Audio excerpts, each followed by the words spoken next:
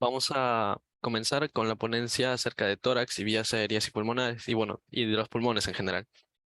Primero, para comenzar, quisiera mencionarles que si alguien tiene alguna duda o quiere que repita algo o voy algo rápido en algún punto y quiere que lo repita, no hay ningún problema, lo puede hacer. No hay ningún inconveniente, me pregunta, me lo dice, abre su micro, lo escribe por el chat, por privado, en general, como desee, lo puede hacer y no va a haber ningún problema. Después, durante la presentación, quizá de acá a 25 minutos a 20 minutos, va a haber un pequeño descanso de 5 minutos a lo mucho y después vamos a volver para continuar. Chicos, eso sería todo para comenzar. Bueno, de lo que nos toca hablar el día de hoy es acerca de las vías aéreas y los pulmones. Para ello, quisiera introducir primero el concepto del cual vamos a hablar el día de hoy. Primero de las vías aéreas. La vía aérea, se hace referencia a un conjunto de estructuras por las cuales va a ingresar el aire o en sí lo que nosotros respiramos y va a alcanzar a los pulmones. Eso sería la vía aérea. En cambio, el pulmón va a ser el órgano encargado de realizar la hematosis. Hay que acordarnos de esa palabra clave, la vamos a colocar acá abajo como si fuera algo adicional. Hematosis. Esta hematosis va a ser el intercambio gaseoso que va a realizar el pulmón como órgano o en sí, siendo más específicos los alvéolos que están en la parte más distal del árbol bronquial, o sea, más alejada, los alvéolos que van a conformarse dentro de los pulmones. Allí va a llegar el oxígeno o en sí el aire que respiramos, que tiene un 21% de oxígeno, va a llegar ahí y va a intercambiarse con la sangre venosa que ha alcanzado los pulmones. Entonces, ¿qué quiero decir con esto? La sangre venosa, pongamos acá está el alveolo, así va a ser como una bolita, y acá va a llegar la sangre venosa. Es solo un ejemplo general, no es tan específicamente así, por la cual la sangre venosa va a pasar a ser sangre arterial, o sea, va a tener más oxígeno y va a eliminar dióxido de carbono. Va a ser como que botas la basura, pero traes cosas para sobrevivir. Es como si trajeras los alimentos, pero botas los desechos de su momento. Eso es lo que básicamente hace el alveolo. Y en sí todo el pulmón, por eso se le conoce como el órgano encargado de la hematosis. Entonces, ya entendimos el concepto de los pulmones en general y de las vías aéreas.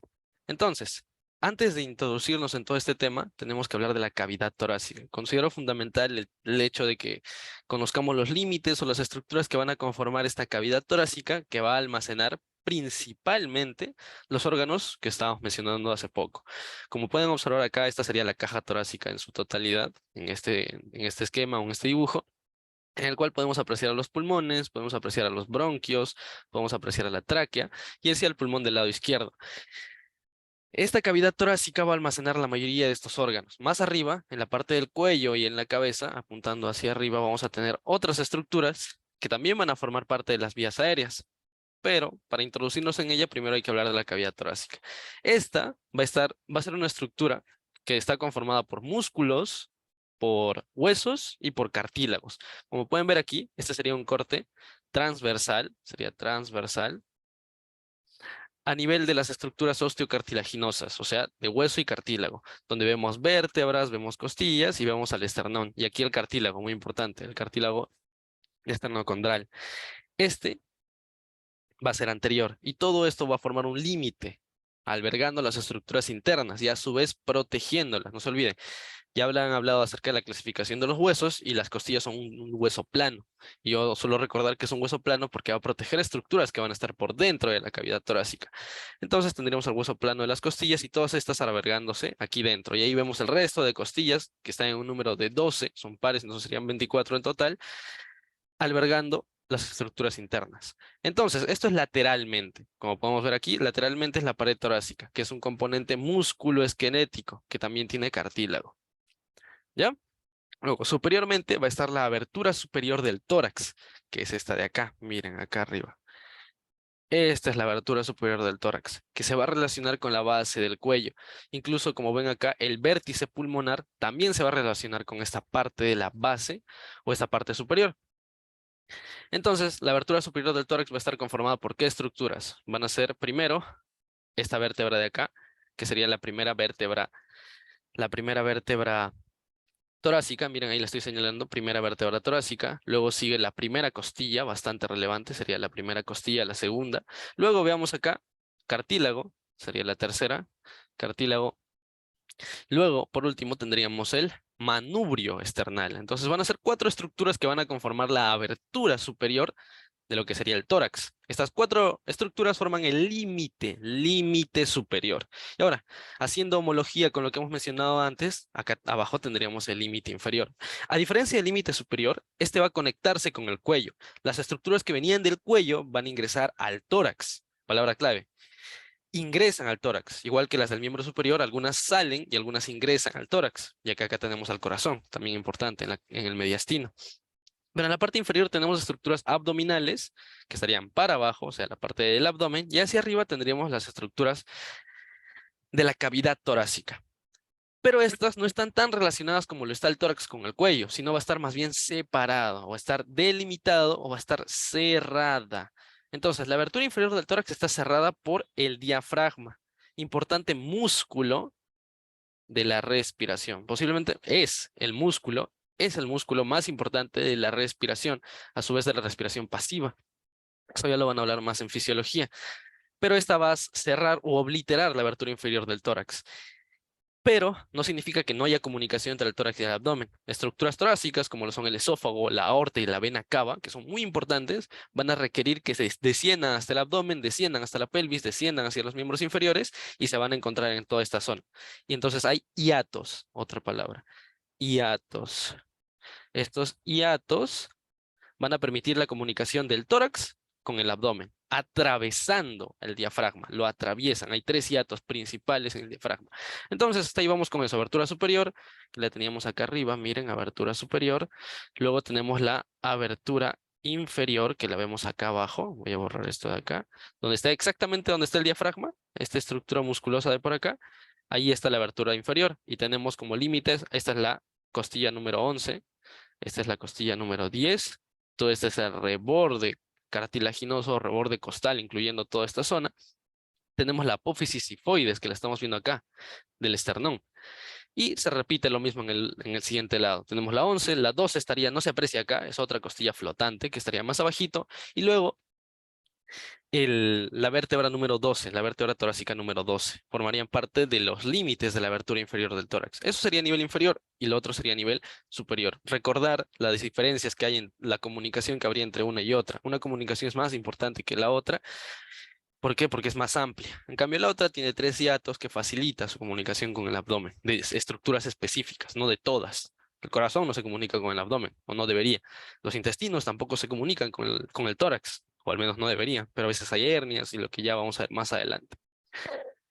Luego, la definición como tal de la cavidad torácica es un tronco de cono de forma irregular, con una apertura superior estrecha y una inferior relativamente grande, que está cerrada, como ya habíamos mencionado, está cerrada. Ahora, hay que diferenciar 2 compartimentos que vamos a ver dentro de la cavidad torácica. Es decir, esto está dentro de la cavidad torácica. Son 2 compartimentos o 2 cavidades esenciales que podemos dividir aquí. Serían la cavidad pulmonar y el mediastino. La cavidad pulmonar, no confundir pulmonar con pleural. Pleural no es lo mismo, ojo. Pleural y pulmonar no es lo mismo. Cavidad pulmonar es donde van a almacenarse los pulmones. En cambio, la pleural es el espacio que hay entre la pleura parietal y la pleura visceral. Luego tenemos el mediastino, que es la estructura que está acá justo en medio. Aquí de color verde y de color azul, la cavidad pulmonar, donde están almacenándose los pulmones. Esta va a estar la cavidad pulmonar lateral al mediastino y está recubierta por pleura parietal. Muy importante. Ahorita vamos a ver a qué nos referimos. Su contenido es el pulmón, el árbol bronquial y el saco pleural. Eso es lo que encontramos en los laterales. En cambio, el mediastino va a ser una región que está dentro del tórax. Y esta va a estar medial a las cavidades pulmonares, va a estar justo en medio y tiene las estructuras más importantes de la cavidad torácica, a su vez las más vulnerables también. Esta va a estar limitada por la pleura parietal también a los laterales, recuerden, la pleura mediastinal que estamos viendo acá de color rosado. Miren, voy a hacer un pequeño acercamiento. Aquí, miren, de color rosado se ve la porción mediastínica de la pleura parietal. Esta porción mediastínica es la que está en contacto justamente con el mediastino. Ay, a ver, voy a mantenerlo ya. Va a estar justamente en contacto con lo que tenemos del mediastino.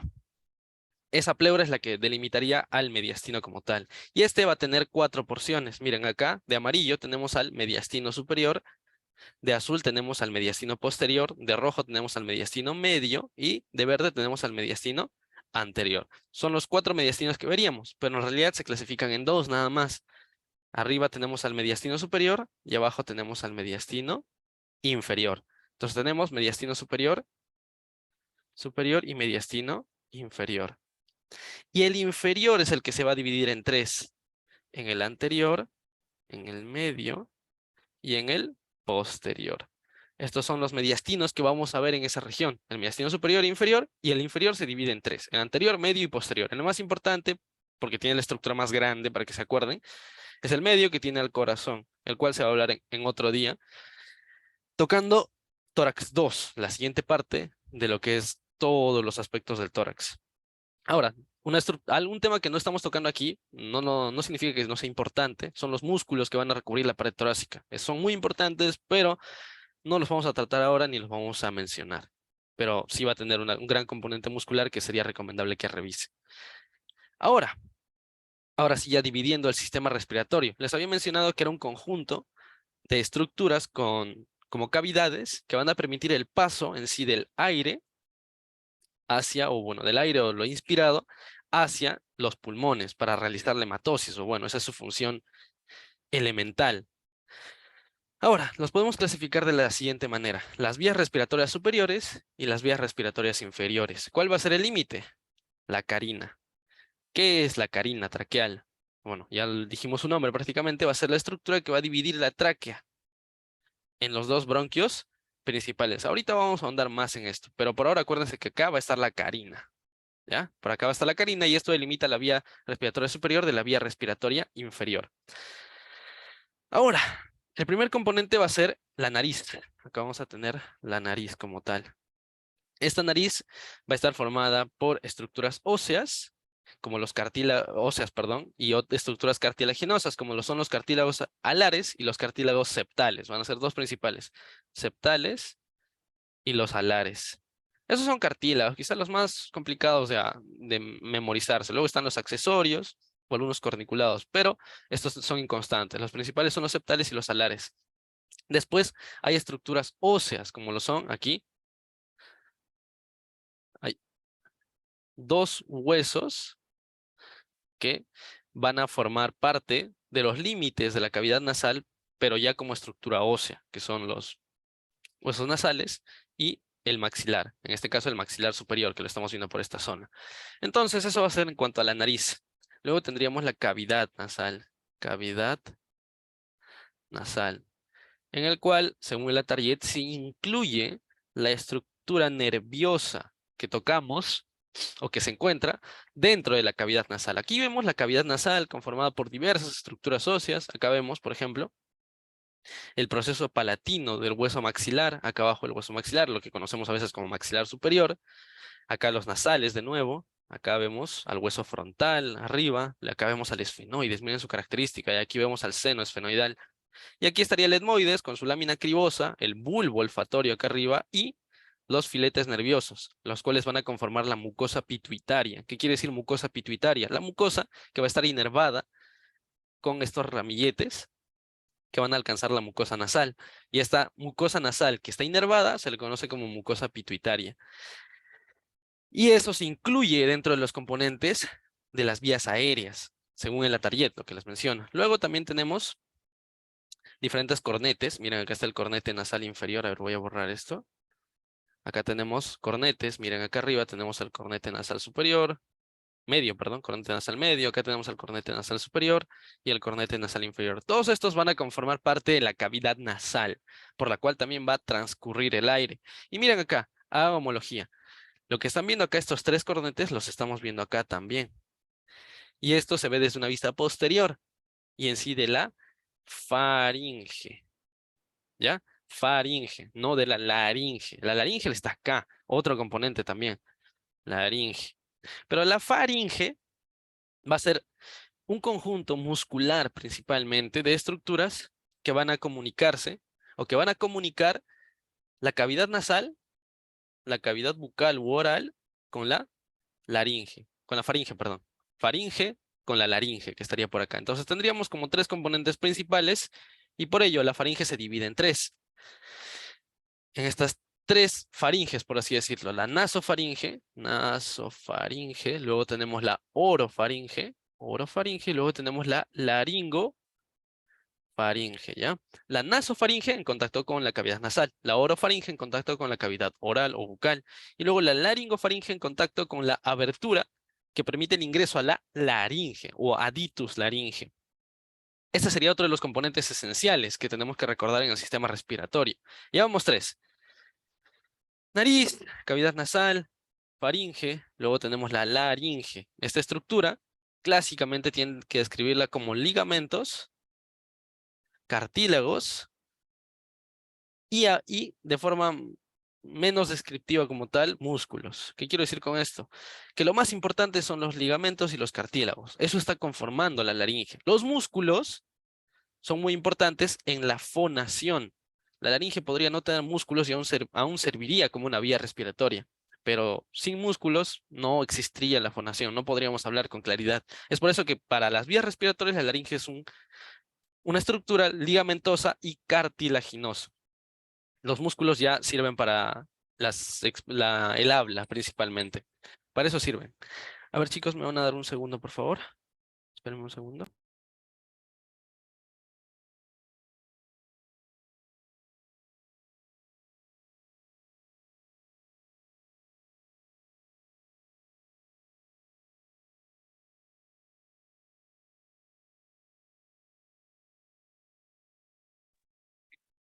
Van a dar 5 minutos. Ahorita vamos a continuar con la ponencia de un pequeño descanso, ¿verdad? Un momento, por favor.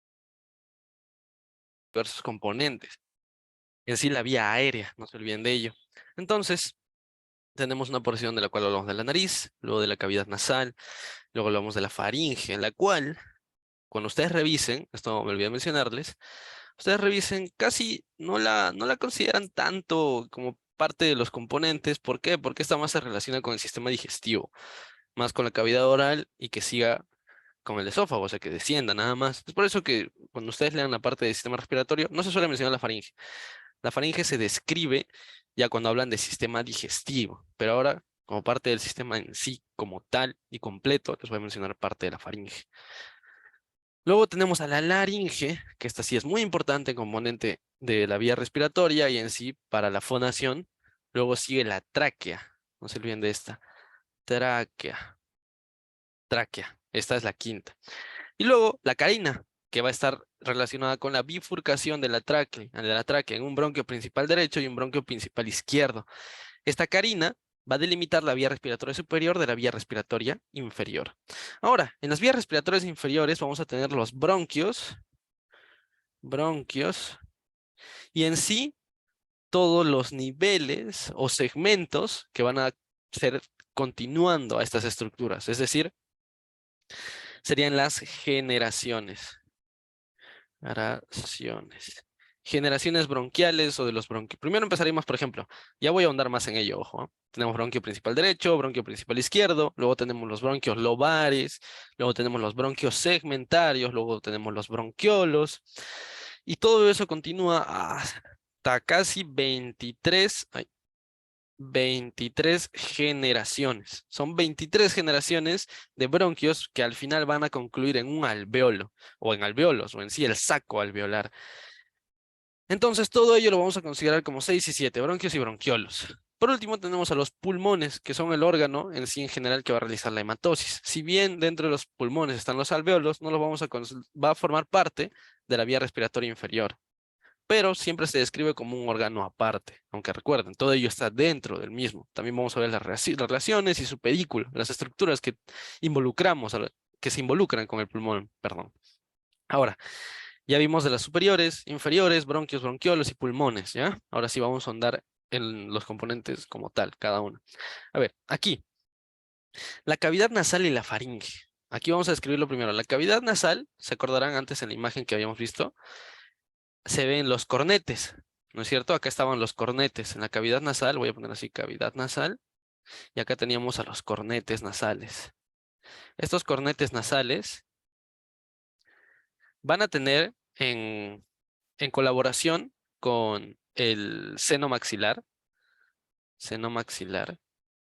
diversas funciones en sí de humidificación del aire. Luego también eso incluye calentar el aire, por eso cuando tú respiras por la nariz el aire es más caliente que cuando respiras por la boca, porque no tienes a los cornetes ni tienes el seno maxilar. El seno maxilar también se encarga de la resonancia, eso es el seno maxilar, aparte de alivianar el peso. ¿Dónde va a estar el seno maxilar? Ustedes están viendo esta estructura acá, a los cornetes, entonces borramos esto, y si sacamos estos cornetes, en sí el cornete nasal inferior, vamos a ver la apertura que nos permitiría ingresar al seno maxilar, en el hueso ya. Es un espacio que está dentro del hueso, que tiene funciones de resonancia, humidificación del aire, calentar el aire, en colaboración con los cornetes nasales. Ahora, lo que estamos viendo aquí, en la imagen, que al parecer no se guardó la animación, pero debería estar en orden. Aquí tenemos la cavidad nasal, y en sí lo que estamos viendo es el tabique nasal.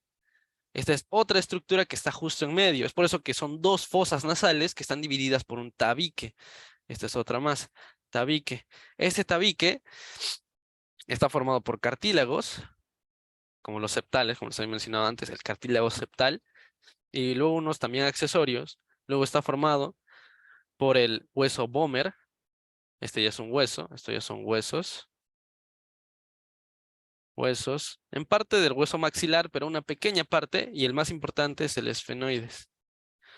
También vamos a hablar del etmoides, moides y una pequeña porción del maxilar.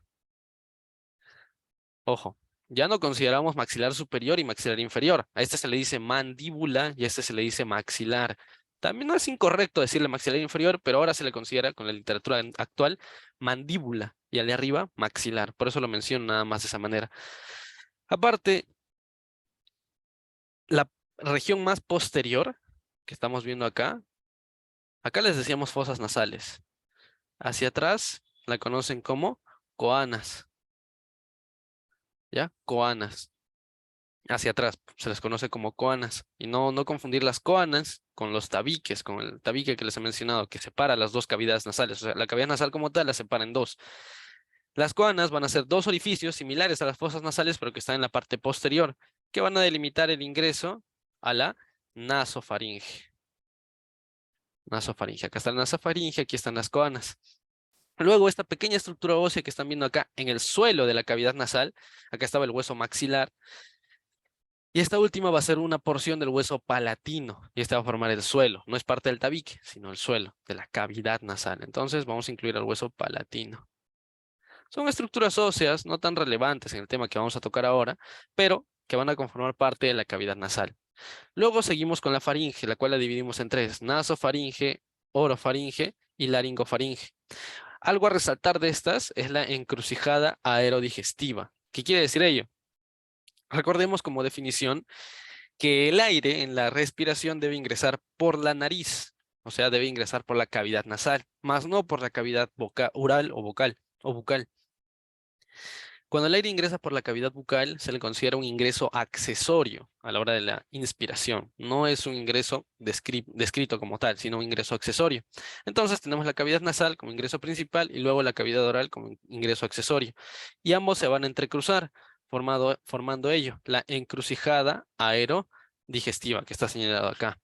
Y luego se va a continuar con la laringofaringe. Laringofaringe. La laringofaringe, que va a ser similar a la estructura que estábamos viendo acá. Miren, aquí teníamos a la laringofaringe en esta zona. Lo que estamos viendo acá, por ejemplo, es la cavidad oral, la úvula la estamos viendo acá arriba. Acá teníamos a la nasofaringe, orofaringe, y acá tenemos la laringofaringe, en donde estamos viendo esta abertura. Arriba tenemos el cartílago epiglótico, lo vamos a ver más adelante, el cartílago epiglótico.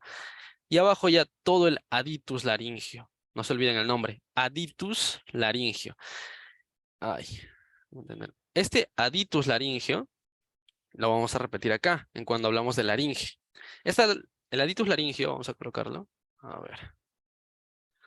Aditus laringio es el ingreso, así.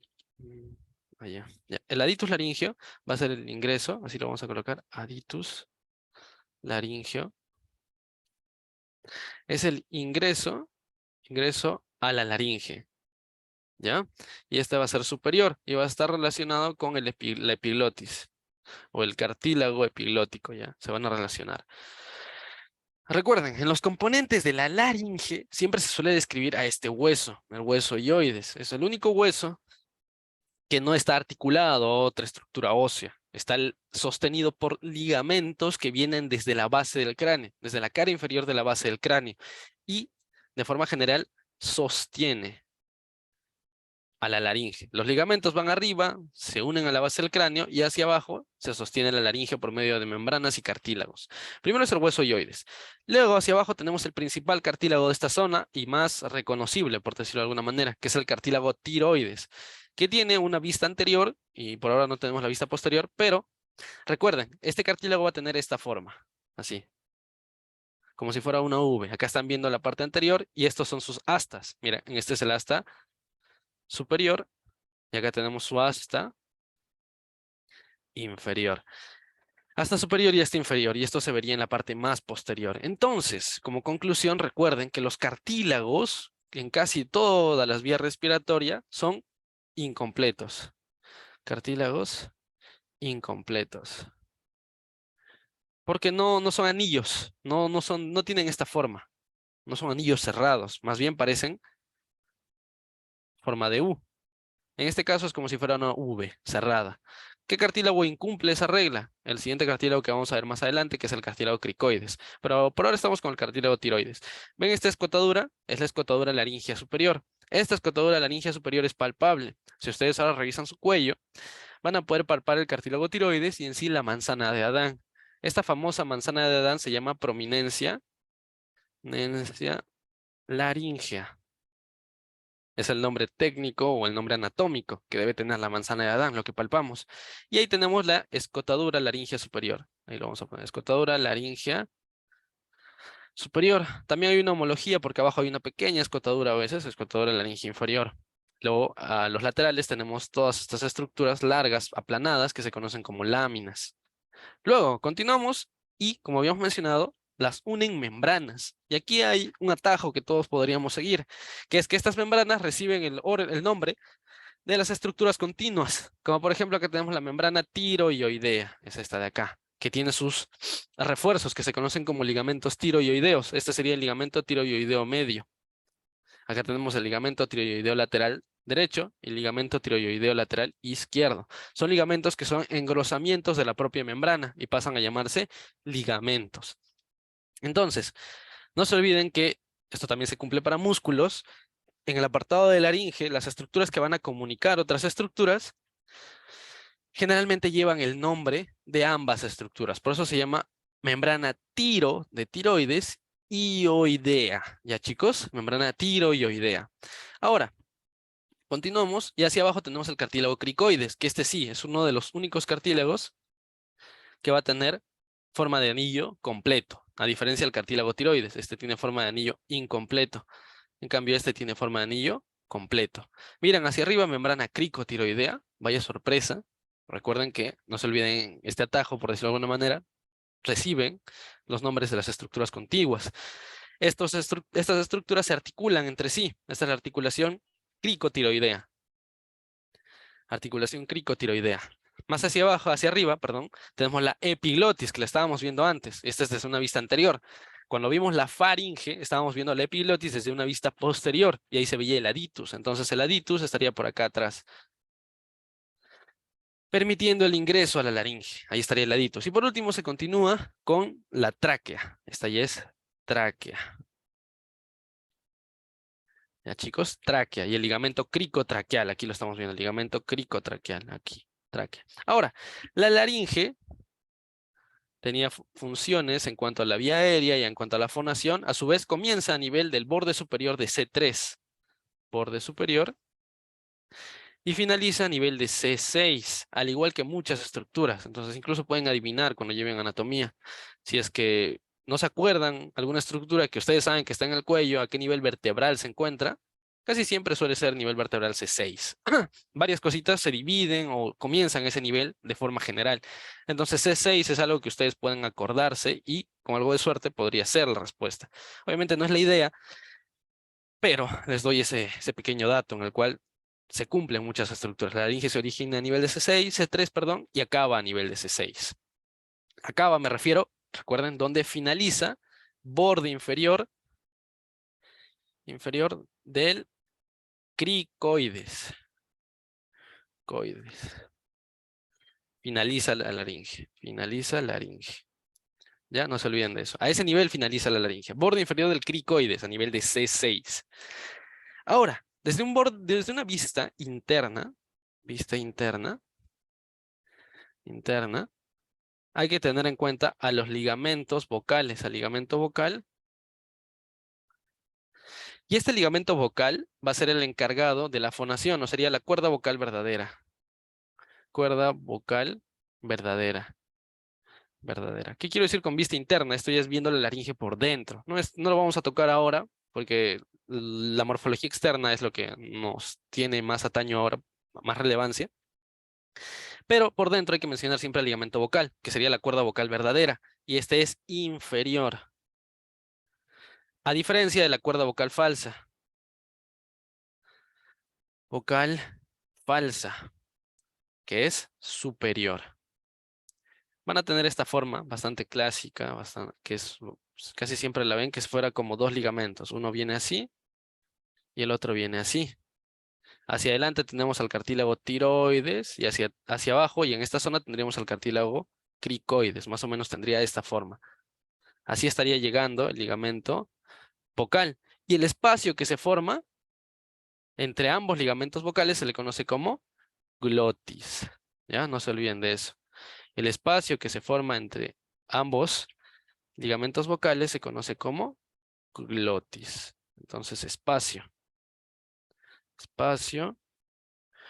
entre ligamentos vocales. Glotis, ¿ya? Y ahora no se olviden, luego del ligamento cricotraqueal viene el inicio de la tráquea. Continuamos hablando exclusivamente de la tráquea. Aquí viene otro concepto que tienen que tener en cuenta, y es el del ángulo de Lewis, muy mencionado. Lo voy a poner acá, ángulo de Lewis. Este ángulo de Lewis marca el inicio, o el fin, perdonen, de la tráquea. Entonces vamos a continuar mencionando esto.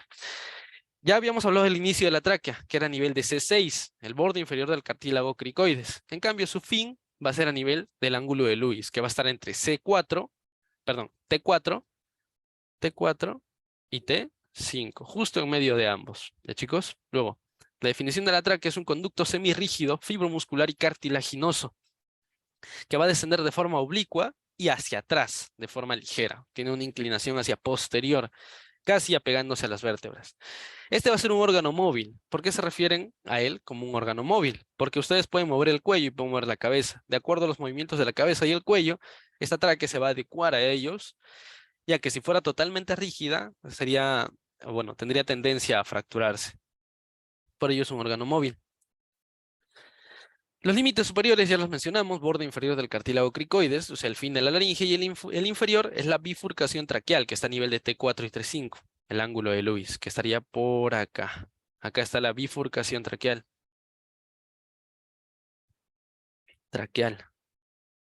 Y también la carina. La carina que va a estar dentro, es una vista interna. Ahorita vamos a ver exactamente qué es la carina. Las relaciones importantes que va a tener la tráquea es que, uno, en su recorrido va a estar envuelto por una vaina que va a rodear todas sus caras. O sea, no olvidar de que, como se observa en esta imagen, miren acá, la vaina está siendo separada para observar los anillos traqueales, que obviamente, como hemos mencionado antes, anillo traqueal, completo e incompleto. Va a ser incompleto. Tiene forma de U, sería así. Más o menos tendría esta forma. Hacia atrás estaría casi en contacto directo con el músculo esofágico.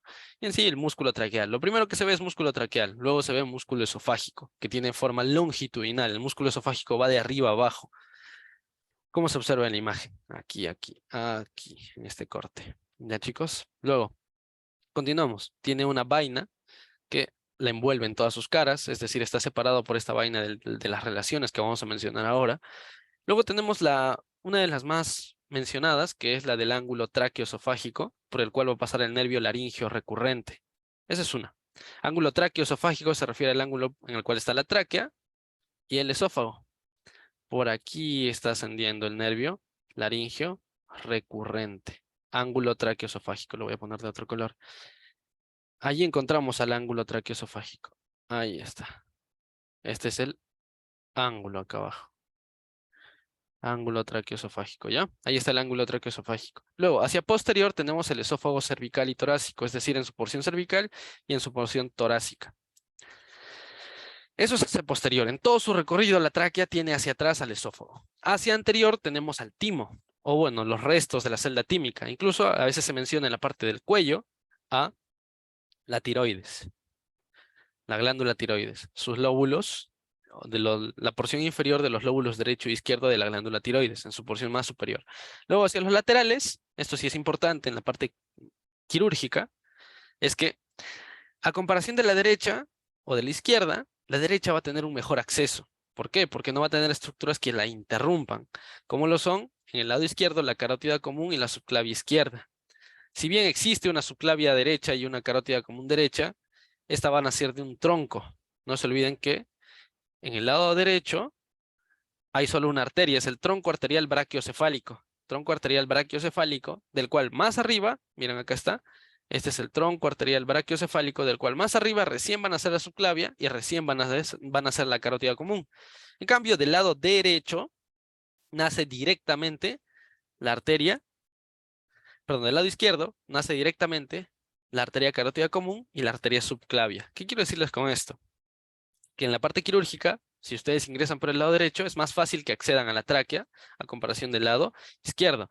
A su vez, recuerden, el callado de la aorta desciende por el lado izquierdo, no por el lado derecho. Es por ello que las estructuras arteriales, que son las más fáciles de dañar y las que podrían causar la muerte de la persona, se encuentran más del lado izquierdo. En cambio, en el lado derecho ya no. Por eso es más fácil ingresar por este lado, por el lado derecho. Ahora, aquí finalmente llegamos a la parte de la bifurcación traqueal, ya relacionándonos con la tráquea.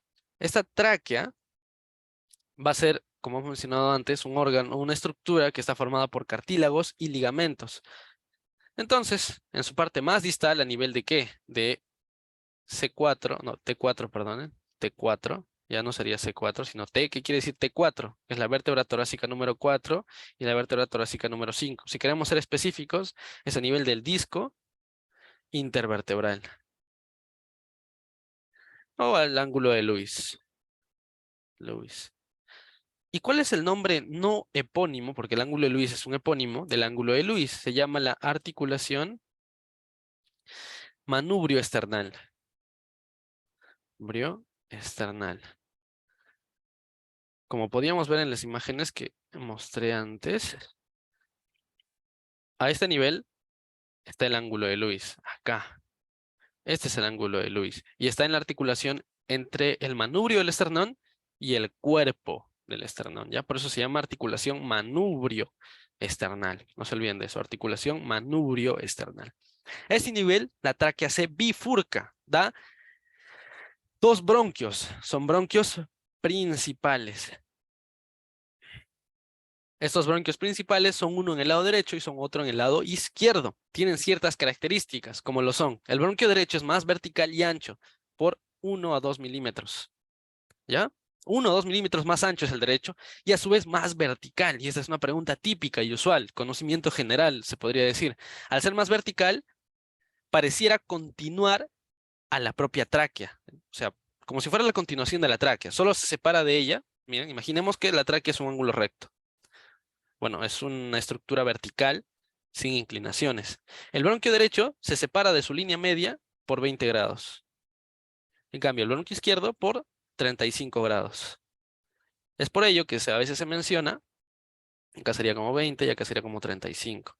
Es por ello que se menciona que el bronquio derecho parece continuarse la tráquea. Y es por ello que se obstruye más, o sea, es más fácil obstruir, obstrucciones.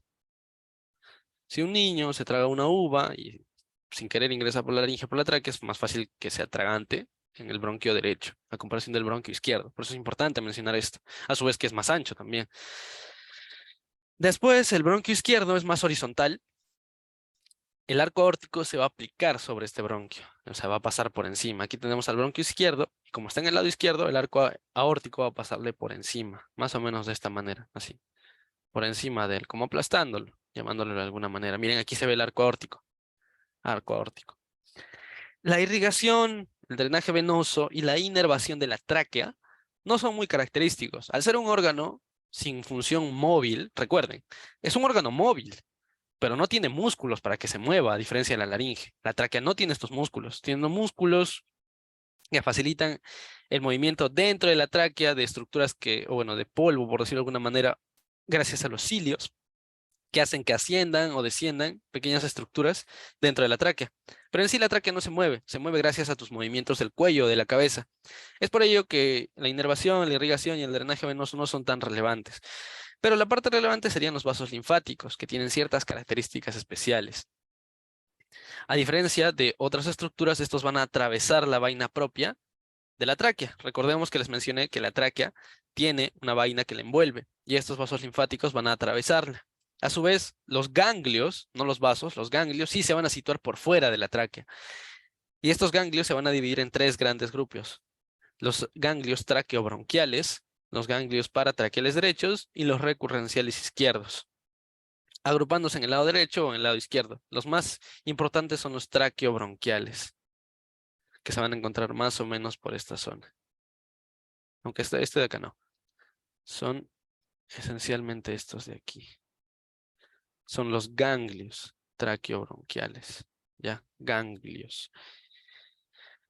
La irrigación, inervación y drenaje venoso no lo vamos a mencionar porque no es tan relevante a comparación, ¿ya chicos? Y no se olviden, esta es la carina. Miren, desde una vista de endoscopía, aquí tenemos la carina. Es esta estructura en medio, cartilaginosa que divide la tráquea, o bueno, que marca la división de la tráquea en dos bronquios. Esa estructura se le llama espolón traqueal o carina. Espolón traqueal o carina. En la facultad generalmente le llaman carina, más no espolón traqueal. A su vez, a este nivel, el cartílago tiene forma de V. El último cartílago traqueal, este es otro dato, acá viene uno y acá viene el otro dato. Último cartílago traqueal tiene forma de Y, o bueno, de V, no, de Y mejor. Tiene forma de Y. Más parece una Y que una V. Gracias a que se va a bifurcar la tráquea. Entonces tiene forma de Y y este sería el último cartílago traqueal. Lo voy a poner de otro color. Sería este de acá. Miren, aquí estaría llegando a la verde, ¿no? Sería el último cartílago traqueal. Lo estamos viendo por acá. Miren, ahí se nota clarito la forma. Este es el último cartílago traqueal. Listo. Pasamos al árbol bronquial. Este ya va a formar parte de la vía respiratoria inferior. Sirven de conducción y a su vez te llevan, por eso es conducción, hasta la porción alveolar, o sea, hacia los bronquios alveolares. Estos bronquios se encuentran en la parte más distal, ya casi en los bordes del pulmón. Esos son los alveolos. Ahora, miren, aquí tenemos a la tráquea, luego se va a dividir en un bronquio principal derecho, luego un bronquio principal izquierdo.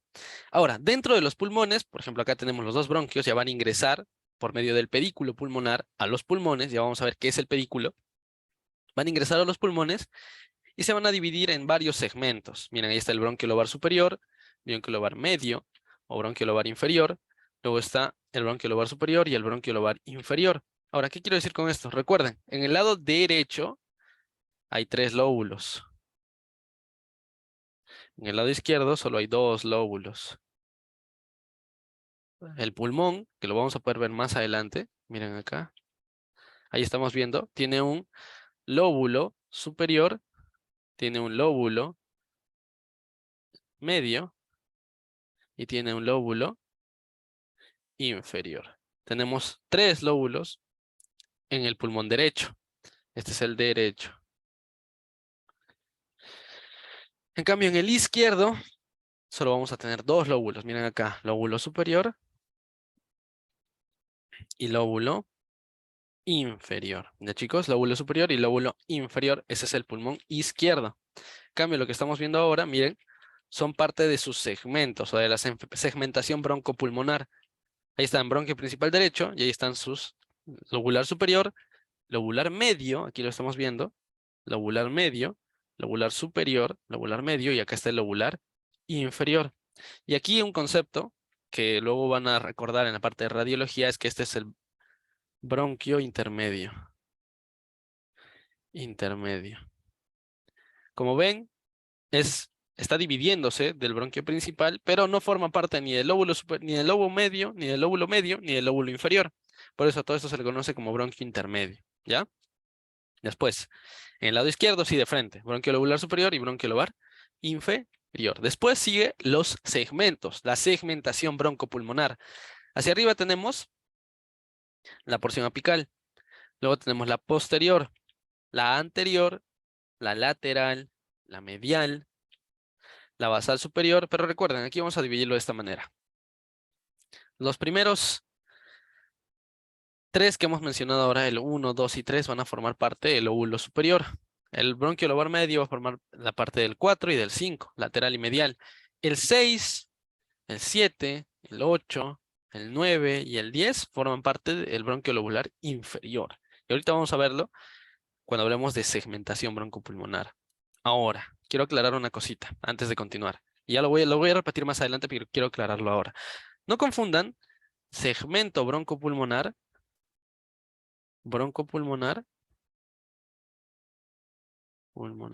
con las generaciones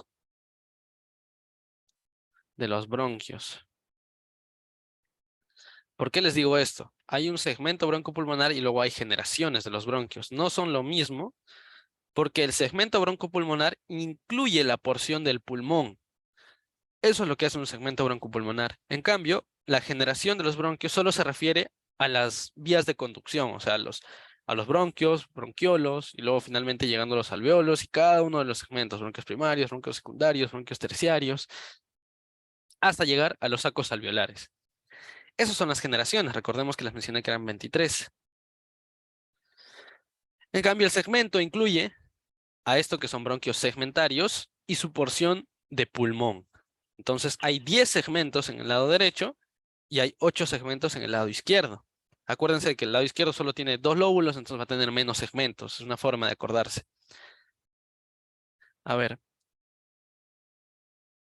ahorita vamos a responder la pregunta que hicieron. Y antes quiero acabar con este pequeño concepto. A ver, tenemos en el lado izquierdo, hay un bronquio principal izquierdo. Y a su vez, este bronquio principal izquierdo se va a dividir en lobular superior y lobular inferior, y luego en sus segmentos. Pero el segmento superior está fusionado, por eso se le llama apical posterior. Luego tenemos el anterior, lingular superior y lingular inferior. Son los 5 segmentos que van a estar arriba, el 1 y 2 fusionado. Entonces el lóbulo superior está conformado por 4 segmentos. Y el lóbulo inferior, ahí está el basal superior, luego tenemos el 7 más el 8, que es el basal anteromedial. Voy a borrar esto de acá, basal anteromedial. Tenemos el basal lateral y por último el 10, que es el basal posterior, ¿ya? Entonces, repetimos, no confundan los segmentos como tal que forman parte de las generaciones de los bronquios con la segmentación broncopulmonar, que solo se refiere a los segmentos y a la porción de pulmón que vamos a tocar, ¿ya? Ahora sí. La verdad, esta animación ha sido hecha por mi compañero Andrés Tananta, por si alguien quiere revisarla luego o buscarla, que también es ayudante de anatomía, y me la ha prestado para esta presentación. Ahora, aquí hablábamos de las generaciones, pero antes quiero responder una de las preguntas. Aunque aún no llegamos a pulmón, había una pregunta que decía así. ¿Los pulmones de algunas personas pueden tener más de 3 lóbulos en la derecha o más de 2 lóbulos en la izquierda? Y la respuesta es sí.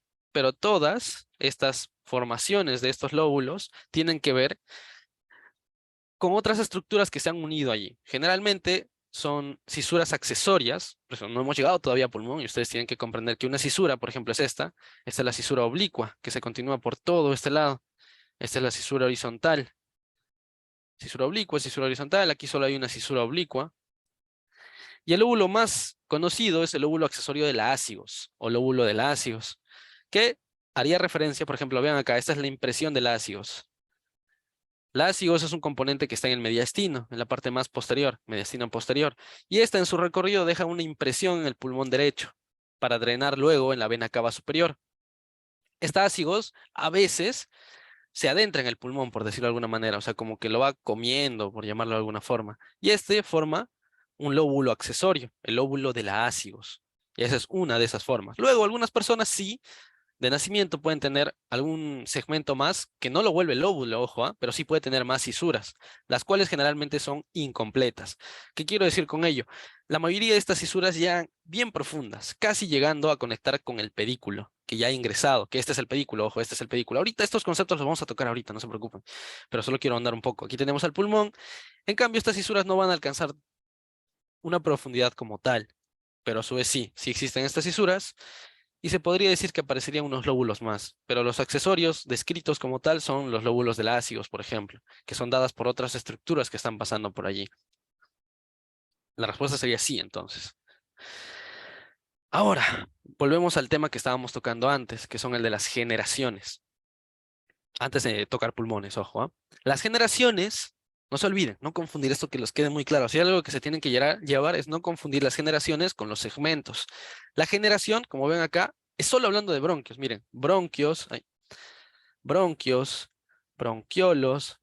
terminales, y luego andamos más acá, bronquiolos respiratorios, y este concepto de bronquiolo respiratorio significa que es un bronquiolo como tal, bronquiolo, ya no tiene cartílago, pero tiene alvéolos en sus paredes. Entonces, por eso se le llama bronquiolo respiratorio, en sus paredes.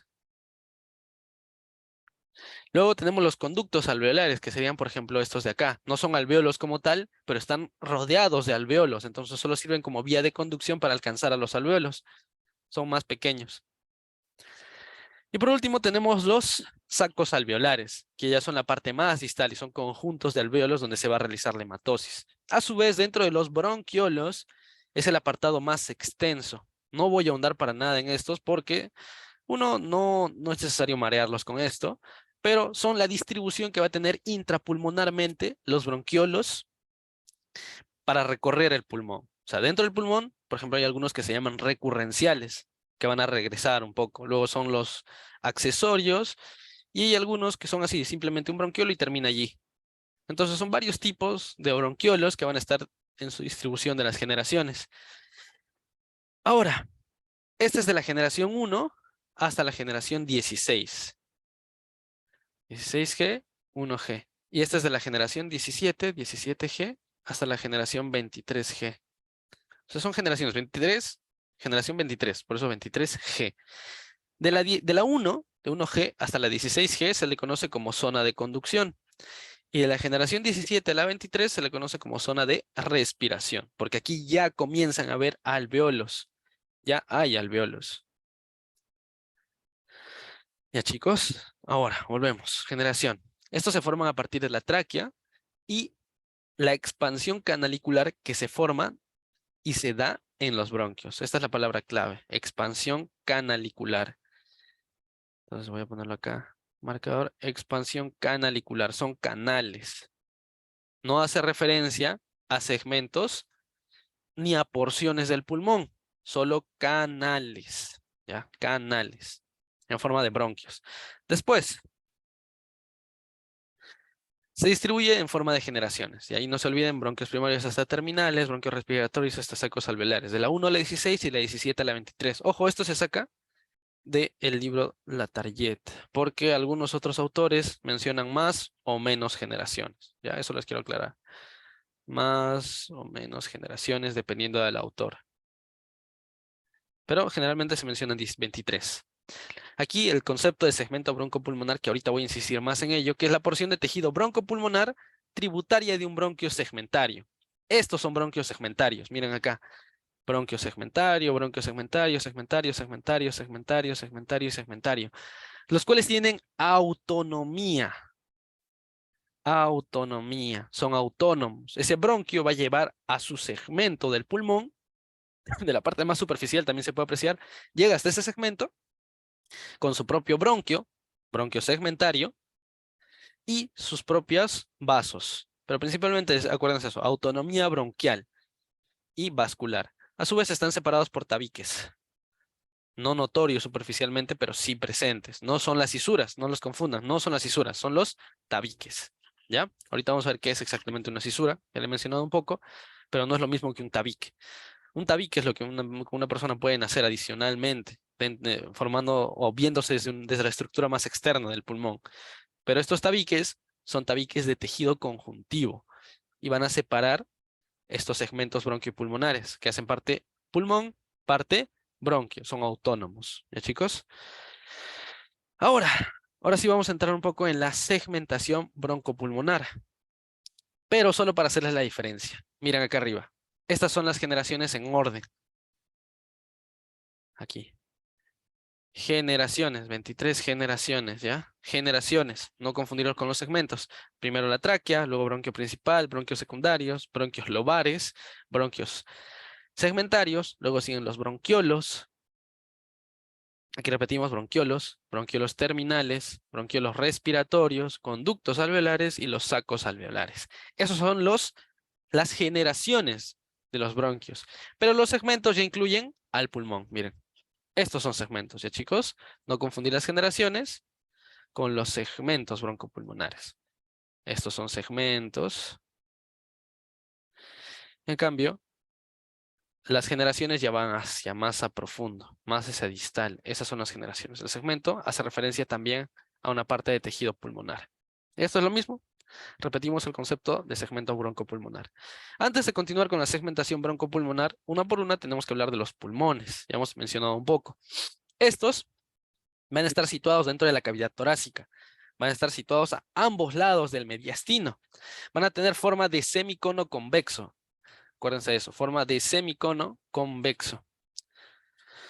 Semicono convexo con base en el diafragma y el vértice apuntando al cuello. Ya, chicos, apuntan al cuello. El vértice apunta al cuello. Listo. Base sobre el diafragma y vértice apuntando al cuello. Como podemos ver en la imagen de la derecha. Sus vértices van a estar en contacto con el cuello y a su vez van a compartir patologías. Incluso en las personas más caquéticas o con desnutrición se puede ver incluso cuando inspiran cómo el ápice pulmonar alcanza a verse en la inspiración o se nota el subir y bajar del ápice pulmonar. Ahora, estos van a tener bastantes relaciones de acuerdo a su posición, pero no vamos a mencionarlas todas. No es necesario mencionar todas las relaciones que va a tener el pulmón de acuerdo a sus porciones. Lo que sí quiero es que se imaginen dónde va a estar el pulmón, y eso es lo que me interesa ahora. Su situación dentro de la cavidad torácica, pero no se olviden lo que les mencioné antes, no se olviden, ¿ah? Es que está dentro de la cavidad pulmonar o pleural. Respóndanse ustedes. Cavidad pulmonar. Pulmonar, cavidad pulmonar. Ahora, aquí viene el otro. La cavidad pleural, entonces, pleural. Y la cavidad pleural, ¿dónde va a estar? Vean acá. Hay dos tipos de pleura, pero se llama pleural. La pleura visceral, que es la que estamos viendo acá, pleura visceral, la que se apega al pulmón, es muy difícil de disecar, no es un plano como tal que puedas sacar fácilmente, destruyes tejido o parénquima pulmonar si lo sacas. Está muy adherida al pulmón. En cambio, la pleura parietal es la que se va a encontrar adherida a la pared torácica. Entonces hay una pleura, por así decirlo, como si fuera un globo dentro de otro globo. Si tú inflas el globo del medio al máximo, va a tocar el globo de fuera, quitando el aire que va a estar entre ambos, obviamente. Pero la pleura visceral sería como el globo de adentro y la pleura parietal sería como el globo de afuera. En cambio, la pleura parietal va a adosarse a la pared torácica. En cambio, la pleura visceral sí va a estar en contacto con el pulmón. Algo adicional que puedo mencionar es de que la pleura visceral, ojo, pleura visceral, va a ser tan profunda y tan notoria que ingresa dentro de las cisuras. ¿Se acuerdan cómo se llamaba esta cisura? Cisura oblicua. Acá está la cisura horizontal. Y cuando tú agarras una muestra de pulmón y separas estas cisuras, vas a ver unas estructuras dentro, que están como reflejándose, así como si fueran pequeños puentes que reflejan un lóbulo del otro. Esa es pleura visceral. Pleura visceral. Es la forma más característica de poder ver la pleura. Ustedes ven a la parte superficial, ya es una serosa, bacán. Al igual que el peritoneo es una serosa. Pero cuando la destapan, la abren, al fondo ven la pleura visceral como tal, como la capa que es, una lámina que es. Ahí la pueden ver claramente. Eso es algo clave que ustedes, cuando vean una muestra real, tienen que saber identificar. Cómo ven la pleura visceral como tal. A su vez, es un órgano fundamental. Es el encargado de la hematosis. Y a su vez, el concepto de la hematosis, como les mencionaba, es que la sangre venosa pasará a ser sangre arterial. Y ahora sí Centramos en el pulmón. Ya hablamos de sus fisuras, de las formaciones que va a tener, las características más o menos que va a tener cada uno. Pero lo que me interesa es que sepan las relaciones que va a tener el pulmón y sus bordes. Por ejemplo, si ustedes les muestran un pulmón, tienen que saber cuál es anterior y cuál es posterior. Eso me importa. Saber cuál es anterior y cuál es posterior. La parte anterior siempre va a ser la más delgada. Esta de acá. Es bien delgadita. Delgadita. Esa es su parte anterior. Ahí están viendo la parte anterior. En cambio, la parte posterior es más ancha. Va a estar en el receso que va a estar entre las costillas y las vértebras. Receso costovertebral. Esos recesos costovertebrales van a estar formados por pleura. Parietal, ojo. Y esto se distribuye en la parte más posterior. A ver. Ahora vamos a andar en la pregunta que nos están haciendo ahorita. Pero acabo este concepto un poquito de las relaciones, aunque sea anterior y posterior. Recuerden, posterior está en relación. A ver, vamos a colocar acá. Posterior, receso, costo vertebral. Lo sella, por así decirlo, costo vertebral. Se apega en el receso costo vertebral. ¿Qué es el receso costo vertebral? Vamos a regresar acá a ver rápidamente. Receso costo vertebral, y miren aquí. En una de las primeras. Vean acá, miren, esta es una costilla y estas son las vértebras. Hay un espacio acá que va a estar sellado con pleura parietal, en este caso, pleura parietal. Y hasta ahí llega el pulmón, su borde posterior. Miren acá, acá estaba la pleura parietal y acá está la pleura visceral, de celeste más clarito. Pleura visceral apegado al pulmón y pleura parietal apegado a la pared torácica. Entre ambas pleuras hay un espacio. Ese espacio recién es la cavidad pleural. El espacio que está entre ambos va a ser la cavidad pleural. Ya chicos, este tiene líquido pleural. Líquido pleural. ¿Ya? Ahora, justo estaban preguntando, ya vimos eso, recuerden, el borde anterior más delgado. Así lo pueden reconocer, delgado. Este es más ancho. Ya, ahora vamos a ver con las impresiones y lo que coloqué justo en medio. Ahora vamos a andar en eso, no se preocupen. Ya. La pregunta era, ¿qué problemas podría ocurrir si este espacio virtual entre la pleura visceral y pleura parietal disminuye? Ya, primero hay que entrar en el concepto de espacio virtual. Voy a ver si hay una diapositiva con no contenido. A ver, ya, voy a ponerlo acá, ¿ya? Miren, cuando nosotros hablamos de espacio virtual,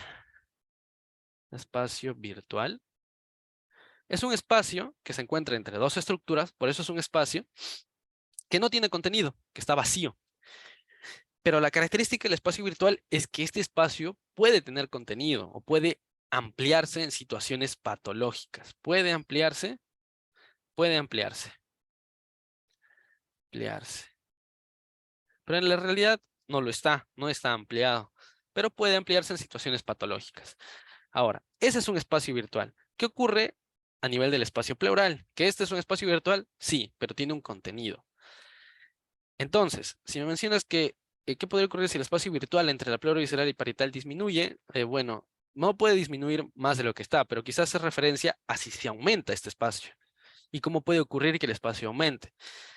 Primero, dentro de ese espacio virtual hay líquido, que es el líquido pleural. Y aquí voy a ahondar un poco en fisiología. ¿Cómo es que nosotros hacemos que el pulmón se infle? Tendría que haber como un músculo, algo que traccione al pulmón para jalar el aire. O tendríamos que tener mucha fuerza a nivel del tórax o a nivel de nuestra nariz, por así decirlo, para inflar nuestros pulmones, como si fuera un globo. Como si fuera un globo, tendríamos que empujar el aire desde la boca a los pulmones. Eso sería si no tendría esta función fisiológica. El líquido pleural, aparte del deslizamiento, forma una presión negativa, que es como si jalara los pulmones y lo pegara a la pared torácica, gracias a la pleura. Lo pega en conjunto a la pleura. Entonces, al apegarla en conjunto a la pleura, si tú inspiras, inflas tu tórax, lo ensanchas gracias a los músculos accesorios de la respiración. Y ya que la pleura parietal está jalando la pleura visceral gracias a esta presión negativa, es como que la está traccionando gracias a la presión, no le está traccionando por medio de cuerdas, ni de ligamentos, ni de tendones, nada, nada, nada. Es un espacio, por eso espacio virtual. Esta tracción que le hace, gracias a la inspiración que está pegado a la pared torácica, provoca que el pulmón se ensanche. Y este ensanchamiento provoca que ingrese aire. Todo gracias a las presiones. Esto es lo que ocurre dentro del espacio virtual. Y gracias a este espacio propiamente traccionamos a los pulmones para que se inflen y se llenen de aire. Pero ¿qué ocurre si nosotros, por ejemplo, hacemos un agujero a este nivel del borde inferior de la tercera vértebra, para la tercera costilla, a este nivel, perforamos la pleura parietal y este es un espacio negativo, como les dije, con presión negativa. Y esta presión negativa provoca que jale aire de donde sea, o jale estructuras de donde sea. Si antes jalaba los pulmones, ahora va a jalar el aire de afuera. Y esto va a provocar que el pulmón se colapse. Sin esta presión negativa, el pulmón no puede inflarse. Entonces va a ingresar el aire dentro del espacio pleural y colapsa el pulmón. De lo que el pulmón ocupaba todo este espacio, ahora el pulmón va a ocupar este pequeño espacio, va a estar aplastado gracias al aire que ha ingresado ahí. Gracias a la presión negativa ha ingresado aire y entonces el pulmón ya no puede cumplir su función. Eso es lo que ocurre si se lesiona la pleura parietal e ingresa aire adicional allí. Y eso se le llama un colapso pulmonar.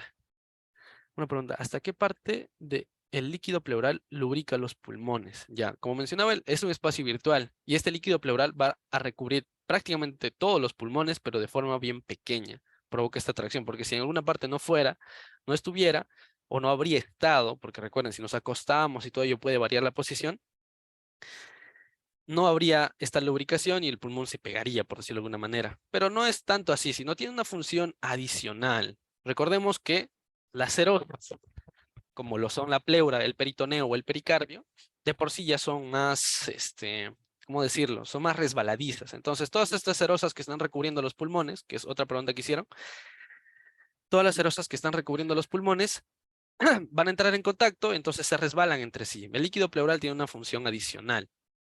Ahora, a ver, perdón. ¿Dónde está? ¿Dónde está? Ahora, este va a estar por así decirlo, como es una función adicional, recubriendo gran parte de los pulmones, pero no es su función principal. Ahora, ¿qué ocurre más bien si este líquido se aumenta? Esto ya sería una situación patológica que van a verlo más adelante, que provocaría una dificultad respiratoria como tal. En sí sería un síndrome, pero eso no es lo que nos conlleva ahora. Pero sí, el líquido pleural puede aumentar. El líquido pleural tiene como contenido, son tan solo 15 cc. Y cuando pasa de 60, más de 60 cc, ya hay dificultad respiratoria o SARS. Vamos a ponerlo así, dificultad respiratoria. A partir de 60. A partir de 60 cc. Y esto ya se puede ver incluso en radiografías. Y ya puedes auscultarlo, ya puedes notar que el paciente le cuesta respirar más, pero eso es gracias al líquido pleural, a partir de 60. Pero lo normal es 15, normal. ¿Ya? Recuerden, es accesoria la función. Recuerden, es una serosa, entonces va a moverse entre sí, entre ambas hojas, parietal y visceral, fácilmente, sin necesidad del líquido como tal. Ahora, si no hay más preguntas, vamos a continuar. Las impresiones mediastínicas van a ser impresiones que van a estar en la cara mediastínica del pulmón. Vean acá, esta es la cara mediastínica. Ya sabíamos la cara del borde anterior, ya sabemos el borde posterior más ancho, borde anterior más delgado, y luego tenemos su cara costal, que es toda esta. Tiene impresiones de las costillas, vean acá. Se ve cómo las costillas han pasado por esta zona. Impresiones costales. Todas estas impresiones se ven de la cara costal. Pero tenemos la cara mediastínica, la cual tiene impresiones dadas por el mediastino. Una de ellas, por ejemplo, es la de acá, dada por la ácigos. Otra impresión importante es, por ejemplo, esta de aquí, dada por la aorta. Acá está por la subclavia, no, perdón, por la carótida. Acá está por la subclavia. Esta es la impresión cardíaca. Impresión cardíaca. Ya, impresión cardíaca. Dada por la aorta, la carótida, la subclavia y la impresión cardíaca. En esta zona tenemos parte de impresión cardíaca, pero no es tan relevante. Ahora, dentro de los pulmones como tal, recordemos que el pulmón derecho es más amplio, pesa más y puede tener mayor capacidad. Sería de 600, en cambio acá sería de 500. Pero a su vez, este es más alto y este es más bajo. El derecho es más alto, no por su capacidad, sino porque debajo tenemos al hígado. Vean acá, el hígado. En sí tenemos al lóbulo derecho del hígado que levanta el pulmón. Y a su vez el lado izquierdo no está levantado, por eso sería un poquito más bajito. Y a su vez tiene el corazón. El corazón ocupa gran parte del espacio del pulmón izquierdo. Por eso es que el pulmón izquierdo tiene menos capacidad que el pulmón derecho. Entonces recordemos, las estructuras que van a estar en el mediastino tienen gran importancia con los pulmones, que son estructuras adyacentes. Y a su vez, las estructuras del abdomen también influyen en la distribución que van a tener los pulmones, como lo son el hígado, que lo hace más alto al lóbulo derecho, es el hemidiafragma. Miren, acá está. Acá estaría el hemidiafragma derecho, acá estaría el hemidiafragma izquierdo. El hemidiafragma del lado derecho está más elevado a comparación del hemidiafragma del lado izquierdo. Ahí se nota claramente en la imagen, vean acá. Se nota claramente cómo este hemidiafragma está más arriba y este más abajo. Todo gracias al hígado. Continuamos y vean acá, miren, aquí se nota claramente el receso, aquí, receso costo vertebral, el cual está ocupando el borde posterior del pulmón, borde posterior del pulmón. Y ahora, vamos a entrar en el siguiente concepto, pedículo e ilio. El pedículo va a ser un conjunto de estructuras que ingresan al pulmón, ¿ya? En cambio, el ilio va a ser la excavación, palabra clave, excavación. Hay muchos ilios, acuérdense como excavación, que permite también el ingreso a las estructuras, pero es una excavación en el pulmón. Entonces, el pedículo son las estructuras, en cambio el ilio es la excavación dentro del pulmón que permite el ingreso de estas estructuras. Esa es la gran diferencia entre ambas, ¿ya? Eso es uno. Luego, recordemos la imagen típica, miren, hacia atrás están las vértebras, hacia adelante está el esternón, el manubrio del esternón, acá está el cuerpo del esternón y acá está la apófisis sifoides. Tenemos un mediastino superior, acá está mediastino superior, luego tenemos un mediastino medio, acá en medio, mediastino medio, tenemos un mediastino anterior y tenemos un mediastino posterior. De estos, el más complejo quizá viene a ser el mediastino posterior, y lo estamos viendo acá. Se ha extraído el corazón y se puede ver el esófago, se puede ver parte de los bronquios, se puede ver la aorta descendente en toda esta zona. Recuerden, a partir de acá ya es mediastino superior o mediastino de los grandes vasos. Y acá se ve el mediastino posterior, se ven los nervios vagos viajando junto al esófago, pero son cosas que ahorita no vamos a tocar como tal. Pero no se olviden los mediastinos, superior y el inferior, que se dividen en posterior, medio y anterior. ¿Ya, chicos?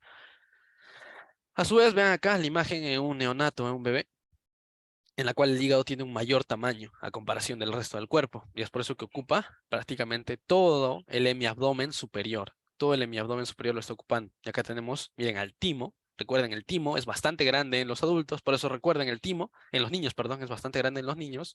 Por eso el timo es una relación importante de la tráquea en un niño. En un adulto el timo ya se está degenerando, entonces no es una relación tan importante. Luego los pulmones en los laterales, miren al corazón y acá el otro pulmón. Ahora, pedículo pulmonar, no hay que confundirlo con el ilio. Aquí tenemos a los dos pulmones, pulmón derecho, pulmón izquierdo, y en medio tenemos al corazón, el cual tiene sus grandes vasos que están drenando en el corazón o sacando la sangre del corazón. Lo sacamos y vemos uno, acá de moradito, a lo que es el tronco pulmonar. Tronco pulmonar. Y aquí de color rojo tenemos 4 estructuras que se conocen como arterias pulmonares. Perdón, venas pulmonares. Y ustedes se preguntarán, ¿por qué es de color rojo? Si es una vena. Porque lleva sangre oxigenada. Es una de las únicas venas que lleva sangre oxigenada. Y este tronco pulmonar luego se vuelve arteria pulmonar.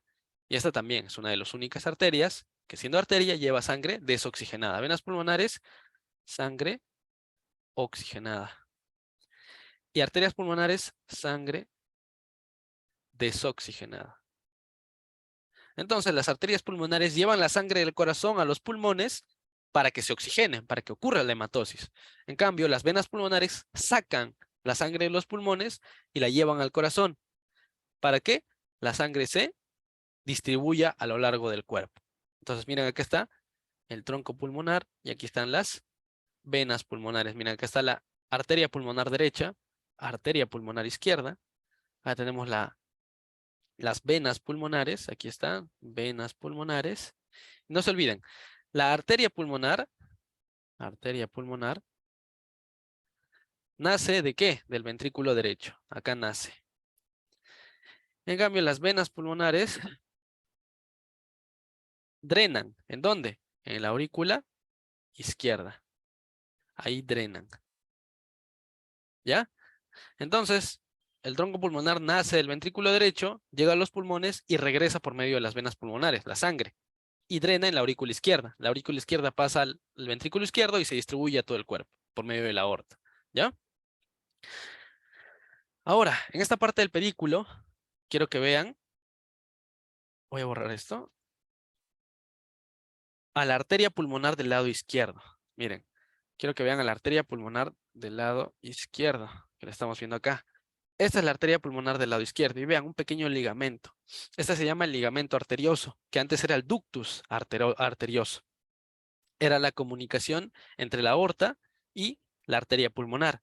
Arteria pulmonar, sangre desoxigenada, aorta, sangre oxigenada. Esta comunicación es intraembrionaria o mientras se dé el desarrollo del bebé. En cambio, cuando nace, a los 3 días, este ductus se está obliterando y se forma el ligamento arterioso. ¿Ya? Aquí está. O sea, es el callado aórtico unido a la arteria pulmonar del lado izquierdo. Listo. Ahora, pasamos a otro concepto. Con esto ya estaríamos por acabar, ¿ya? Miren, habíamos hablado de la arteria pulmonar. La arteria pulmonar y habíamos hablado de la vena pulmonar. Forman parte del pedículo. Pedículo. ¿Ya? Pedículo. La arteria pulmonar, sangre desoxigenada, desoxigenada. Las venas pulmonares, sangre oxigenada. Esta sale de los pulmones, esta entra. Pero esta es la irrigación funcional. Acuérdense de esa palabra, funcional, porque el pulmón está cumpliendo su función gracias a estas estructuras, gracias a estos vasos. En cambio, requiere la irrigación nutricia para que el pulmón se nutra. Y esto se da por las arterias bronquiales y las venas bronquiales, las cuales, las más importantes, son las arterias bronquiales. Las venas bronquiales no tanto, pero las arterias bronquiales sí. Ahora, ¿qué quiere decir irrigación nutricia? Que le va a dar la nutrición al pulmón, no es la funcional para que cumpla su función. Las más importantes, llevando gran cantidad de sangre, son las de la funcional. En cambio, la nutricia no. Y aquí les voy a dar un claro ejemplo de ello. Miren acá. Esta estructura es la arteria pulmonar. Pulmonar. Arteria pulmonar llegando al parénquima del pulmón, llevando su sangre desoxigenada. En cambio, aquí están viendo estas ramitas chiquitas, chiquitas, chiquitas, naciendo de la aorta. Esto es la aorta. No es la arteria pulmonar, es la aorta. Esas son las arterias bronquiales. ¿Ya? Las arterias bronquiales llevan sangre oxigenada, a diferencia de la arteria pulmonar que lleva sangre desoxigenada. Las arterias bronquiales llevan sangre oxigenada para nutrir al pulmón. En cambio, las venas bronquiales sacan sangre desoxigenada del pulmón para llevarlo a sus puntos de drenaje, que luego van a desembocar en la vena cava superior o a veces dentro del propio corazón, dentro de la aurícula derecha. Ahora, miren acá, para repasar lo que hemos mencionado antes. Miren, acá está el seno, la cisura oblicua, continuándose acá arriba. Cisura oblicua, este sería un pulmón izquierdo. Lo que están viendo son las estructuras del pedículo. Acá está la arteria pulmonar, la vena pulmonar, las arterias bronquiales, las venas bronquiales, están los bronquios ya ingresando dentro de los pulmones y todas las estructuras que van a ingresar, como los vasos linfáticos también. Y en cambio, lo que está por fuera es el hilio, la excavación dentro del pulmón para permitir el paso de estas estructuras. Ahora, una cosita más sobre las arterias bronquiales. Bronquiales. Tenemos acá la aorta. De la aorta van a nacer directamente dos arterias bronquiales del lado izquierdo. En cambio, del lado derecho van a ser una arteria común, que es la tercera intercostal. Tercera arteria intercostal. Tercera arteria intercostal, de la cual van a nacer recién la arteria intercostal como tal y a su vez una arteria bronquial. Bronquial. Entonces, son dos derechas, una derecha, perdón, una derecha, derecha, y son dos izquierdas. ¿Ya? Esa es la distribución usual, pero hay muchas variantes anatómicas en esta región. Entonces, hay una arteria bronquial derecha y hay dos arterias bronquiales izquierdas, ambas ramas de las aorta. Acá colocamos aorta. Son ramas de la aorta, ya chicos, ramas de la aorta. Listo. Ahora vamos a ir rápidamente dentro de la segmentación broncopulmonar. Recordemos que la segmentación broncopulmonar hace nombre a los segmentos de los bronquios, a los bronquios segmentarios, que acá los estamos viendo, bronquios segmentarios, y su relación con la superficie pulmonar o con su porción de pulmón. Tenemos el bronquio segmentario apical superior. En el lado derecho, ojo, esto es derecho. Aquí hay 10 segmentos. Bronquio segmentario apical superior, bronquio segmentario posterior, bronquio segmentario anterior, bronquio segmentario lateral, bronquio segmentario medial. Aquí tienen todos los segmentos relacionados. No vamos a mencionarlos más, pero quiero hacer énfasis en el sexto. O bronquio segmentario apical inferior, que sería este de acá. Este sería el sexto, que se le llama el de Nelson, el segmentario de Nelson. Este es uno característico. Luego tenemos el 7, que es el segmentario medio basal, que está más medial. Miren, esto es la cara interna, no se ve desde la cara externa, medio basal. El bronquio segmentario anterobasal, vean acá, el 8, esto es anterior y esto es posterior. No se olviden, anterior es el borde más delgado, posterior es el borde más ancho, acá se nota más. Esto es anterior acá. Acá esto es anterior y este es posterior. El 7 es el segmentario medio basal. El 8 es el segmentario anterobasal, vean acá, anterobasal. El 9 es el segmentario laterobasal, lateral. Y el 10, que es el segmentario posterobasal, vean, está por acá, posterobasal. No es lo mismo que el medio basal, sino es el posterobasal. Más sencillo de aprendérselo en el lado derecho. Y ahí lo vemos desde un pulmón humano que ha sido replesionado y ahí se ven las características que tienen cada uno de los segmentos broncopulmonares. Seguimos. Tenemos la segmentación broncopulmonar, pero del pulmón izquierdo, el cual tiene 8 segmentos. 8 segmentos. El pulmón izquierdo va a tener el segmento 1 y 2 fusionados. Ahí lo ven. Es el segmentario apical más el dorsal. Luego tenemos el 3, que es el segmentario anterior. Luego tenemos el 4. A todo esto se le conoce como língula. Língula. Está en el lóbulo superior, ojo, el lóbulo superior. Pregunta usual en exámenes prácticos. ¿Dónde está la língula? Ahí está la língula. El lóbulo superior es la porción que está en contacto con el corazón. Língula del pulmón izquierdo. Y tiene su segmento lingular superior y lingular inferior. Luego tenemos el bronquio segmentario apical o de Nelson, lo mismo. Aquí está el segmentario apical o de Nelson. Luego el 7 y el 8, que se ven desde la cara externa y desde la cara interna, o sea, desde la cara mediastinal y desde la cara costal, es el bronquio segmentario anteromedial. Está en la porción más anterior y medial. Es una fusión. Luego tenemos el 9, que es el bronquio segmentario laterobasal, de la porción más lateral. No se olviden, la cara costal, que sería toda esta, la voy a poner de otro color.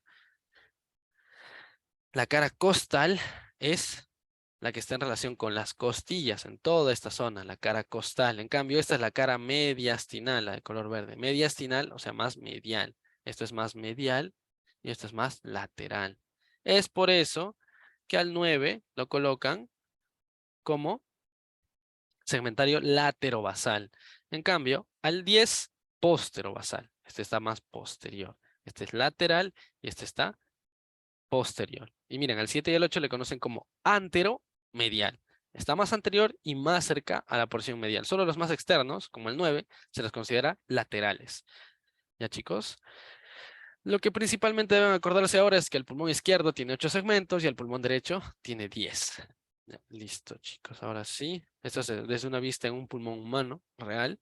La vista de la cara costal por acá y por acá la cara del mediastino o cara mediastinal. Con ello acabaríamos la parte del tórax. Tórax 1, más adelante van a hablar con alguno de mis compañeros acerca de tórax 2 o el resto de estructuras en sí del corazón, que es lo más importante que estaría faltando aquí a la hora de hablar del tórax. Ya, chicos, si tienen alguna duda o alguna consulta, pueden hacerlo ahora, no hay ningún problema. Voy a estar un par de minutos más escuchando o prestando atención.